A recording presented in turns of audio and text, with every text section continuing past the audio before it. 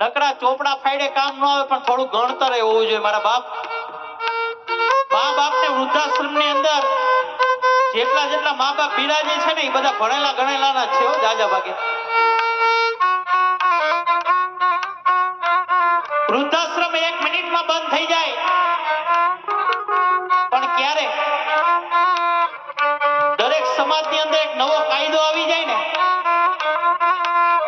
કે જે ઘરની અંદર જેના મા બાપ દુખી હોય, જે ઘરની અંદર મા બાપની સેવા ન થતી હોય, અને જે ઘરની અંદર મા બાપ વૃદ્ધાશ્રમમાં ગયા હોય ને, એની દીકરી લેવી નહીં ને એને દેવી નહીં હો. કારણ કે તમે જો એની દીકરી લેવો ને, એટલે ક્યારેક તમારે પણ વૃદ્ધાશ્રમમાં જવાનો વારો આવશે ને આવશે. ગમે એટલા ધોળા ચામડા હોય, પણ જાતિ સ્વભાવ કોઈ દી ન જાય મારા બાપ. કારણ કે મા બાપે પેટા પાટા બાંધીને દીકરાને ભણાવ્યો હોય ને, ઈનો ઈ દીકરો એમ કે તમને નો ખબર પડે હો.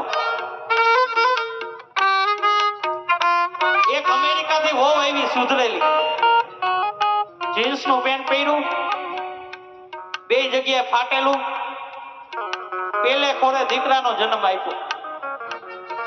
એટલે ઓલી ગામડાની હાવ બિચારી એને એમ હોય ને કે દીકરાને હું કઈક રમાડું એમ. એટલે ઓલી સુધરેલી વહુ શું કે ખબર? ઈ કે નો નો નો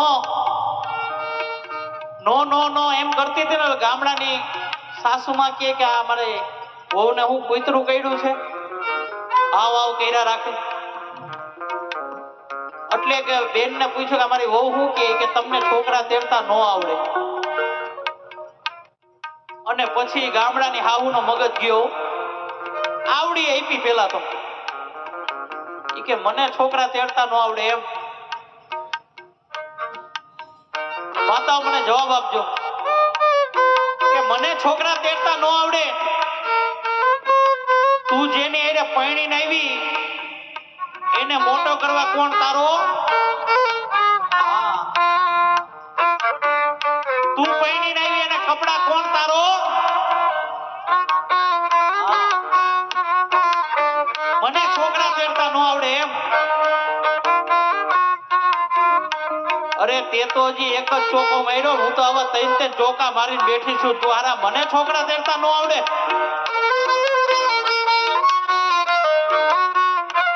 તમે જો તમારા મા બાપની એકવાર સેવા કરી લેવો ને, એટલે રીધી ને સીધી બેય તમને પ્રાપ્ત થાય. પણ ક્યારે એ જીવતા હોય ને ત્યારે સેવા કરી લેજો, પછી મર્યા પછી આખા ગામને